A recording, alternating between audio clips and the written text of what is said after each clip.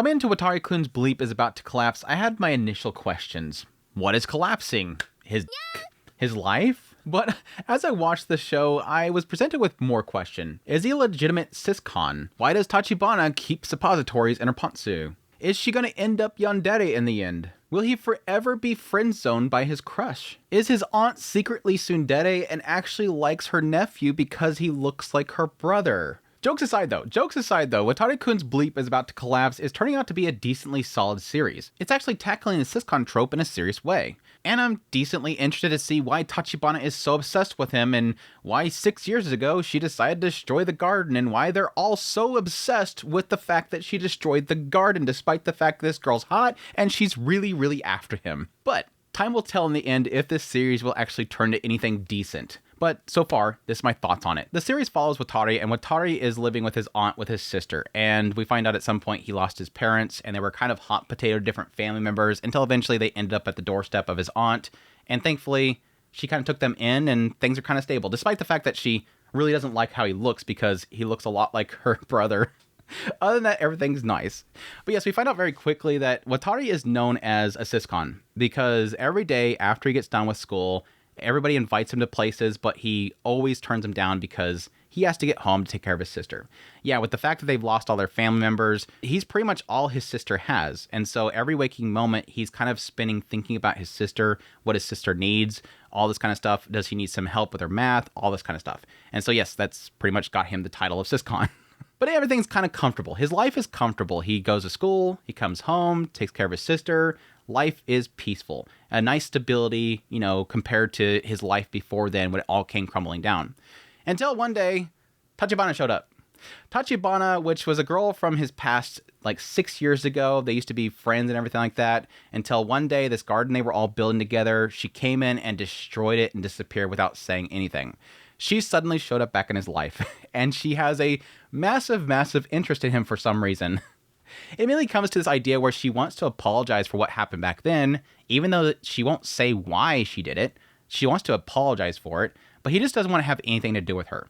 But unfortunately, she keeps kind of pressing herself upon him and won't leave him alone, and it kind of leads into a lot of disastrous misinterpretations of the situation, including one moment she's trying to apologize to him and she basically clomps on him and starts French kissing him, and then suddenly his aunt comes out the door and says to basically get the hell out of the house. She literally kicks him out of the house because of it.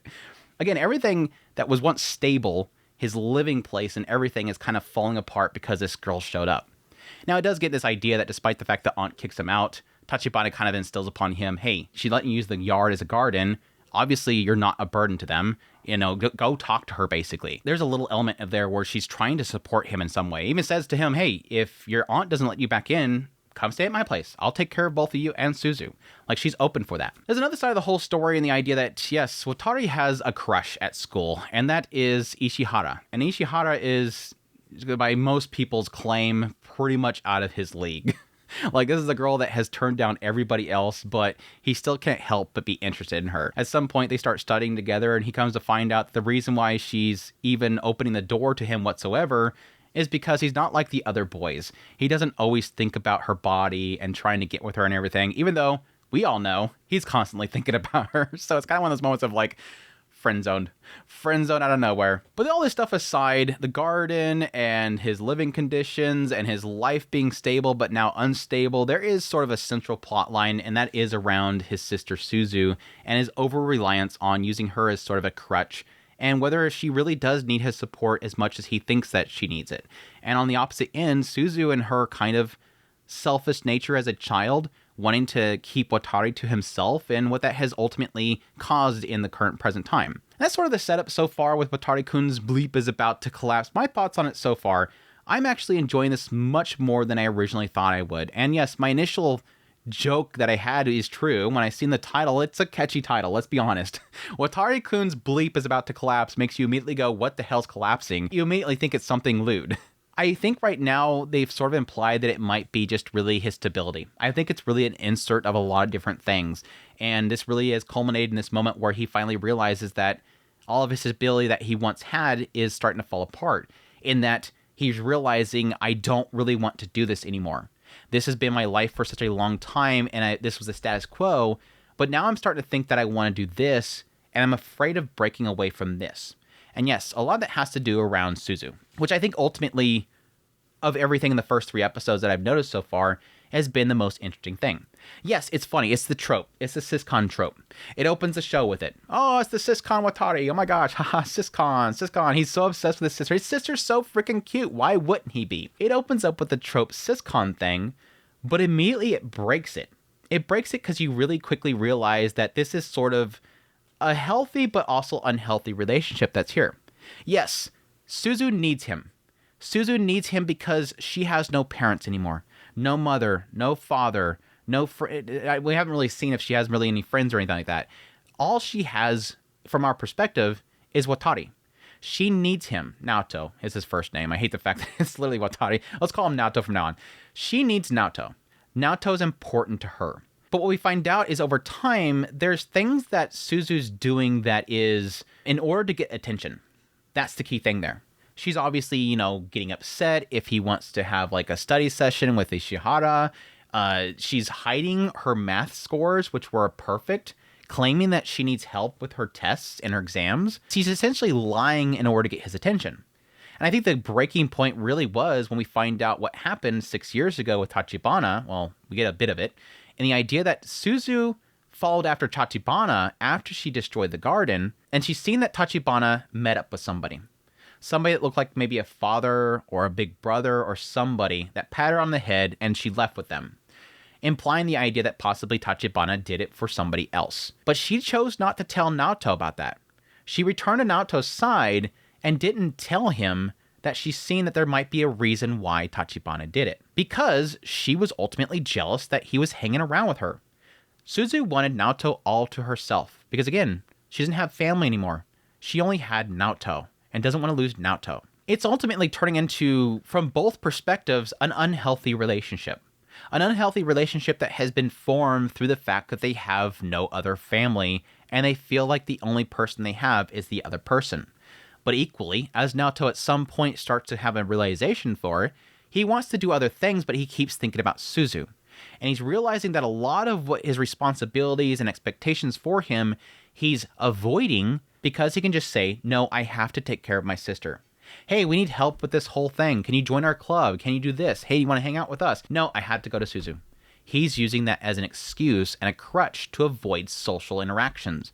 And that's, again, an unhealthy area to be in. But ultimately, when he does come to a point where he does want to do other things, he's afraid to. And Tachibana notices it and starts to point out to him, she's 10 years old. She's perfectly fine being alone at the house. Or do you get anxious when you're not putting your sister first? Is there a fear that if you don't do that, you're a horrible person, or that you're going to destroy something there? Again, it starts off with a trope, but it's actually doing some interesting stuff. I'm actually really liking the direction they're taking the characters. Now, it does feel like it's already kind of fixing. Suzu realized at some point that, yes, he's spotted my test scores. He's overexerting himself. Maybe I'm being a little too clingy. Maybe he's starting to hate me because I'm being too clingy. There is an element here where Suzu herself is starting to realize that maybe I'm pushing brother too hard and maybe I should stop being so selfish, but it's still kind of remaining there. It's still remaining there, and I'm kind of curious to see what direction they can end up taking it. And it'll probably be through Tachibana, because Tachibana now knows that Suzu seen her with somebody else that day. And I think there is an element where she could start pushing Suzu to sort of mend her relationship with her brother and not be so clingy. It's good stuff so far. I think just for the siscon element of this story, I think it's good. Because again, it's not just a trope. It's actual family relationship. It is over-reliance that people have upon each other. And yes, technically a child sort of letting go of the hand of a father figure. Naoto himself so far has been decent, and again, a lot of it has to do with that sort of struggle that's going on there. Him ultimately wanting to branch out of his life, seek relationships with people like Ishihara, this girl that he has a crush on, trying to actively pursue her. I think my only struggle that I have really around Naoto's character is really around Tachibana. Tachibana being sort of this evil figure from his past that I'm kind of concerned is going to end up being stupid. Let's just say that. I have a feeling that the whole struggle with Tachibana's character is going to probably end up being stupid. I think so far Tachibana's character is both interesting, but at the same time, I'm hesitant to have any expectations of. Let me just say that. Because a lot of her character so far has been sort of back-ended by an incident 6 years ago A garden that was destroyed 6 years ago. Because she left 6 years ago, he just does not want to be around this girl, even though she's incredibly hot and wants to do anything for him. Again, I think that backstory is going to end up being probably simple. It's probably her bigger brother or her dad got upset that she's spending all that time with him and he's abusive. And in order to prove something to him, she had to go destroy the garden, and then they left. She had to destroy this thing that was tying her to there and was forced to do it and then left with him. That's my assumption.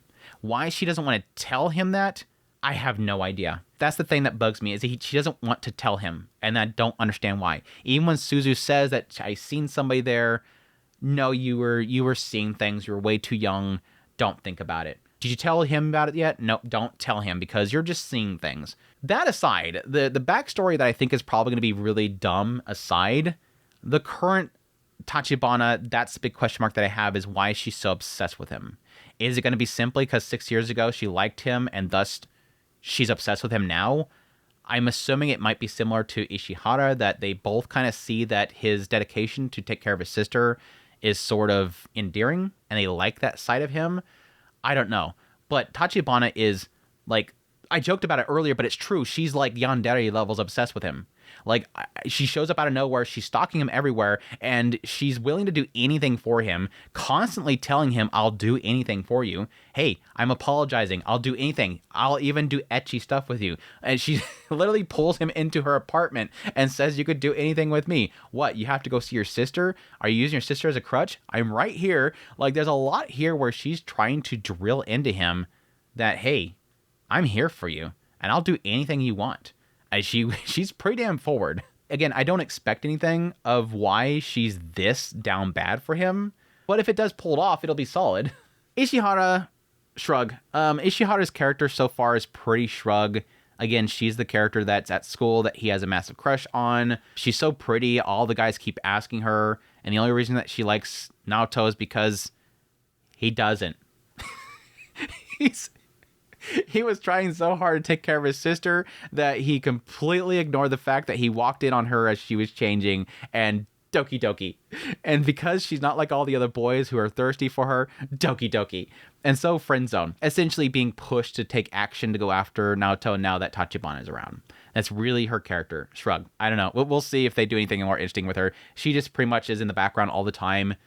And she, for some reason, walks in on every situation that Naoto ends up with Tachibana that is decently lewd. But anyways, that's sort of my thoughts on the show so far. Again, it has a lot of promise around the whole siscon trope being kind of dismantled that I do really appreciate. I find Tachibana's character to be decently fun, despite my criticism of the trope-ish obsessed girl that's insanely obsessed with him, and I don't know why. She's a lot of fun, like with the whole aspect of literally bringing him medicine in her pantsu, which ends up being a suppository. The fact that she hides underneath his sheets when Ishihara comes by and she gets all hot and bothered underneath the sheets. Just all the little kind of jabs that she makes.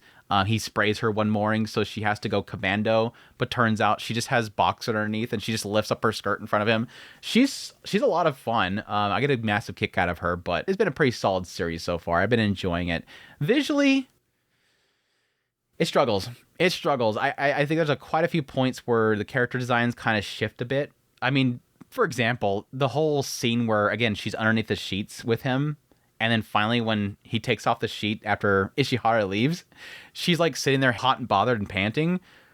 She looks completely different than where she does anywhere else, and it's a good art. I mean, I like it. It's a little super thick, but it's like she looks completely different. The other points that stood out to me was like when Ishihara and him was at the library. I think it was that scene. Her hand was in front of her face, and her hand just became like this potato wedges for fingers. It's not horrible. It's just kind of, it's wonky here and there. It's holding it together decently well, so it's not horrible, but overall, it's been doing well. I've been enjoying it, and I'm looking forward to more. I think this show's got enough here that has been kind of surprising me, so I'm looking forward to the coming episodes.